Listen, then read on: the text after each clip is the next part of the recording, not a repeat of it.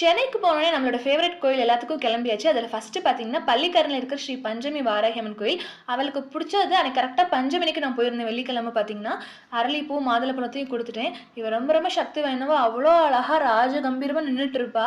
போன வருஷம் என் குழந்தை நடக்கவே இல்லங்க. ஒரு 16, 17 மாசம் ஆயும். இவள்ட்ட போயிட்டு நான் எதார்த்தமா, "அம்மா என் பிள்ள நடக்கலேன்னு" சொன்னேன். அந்த கருவறையில இருந்து பூசாரி வந்து மிட்டாய் குடுத்தாரு. அவன் சாப்பிட்டான்.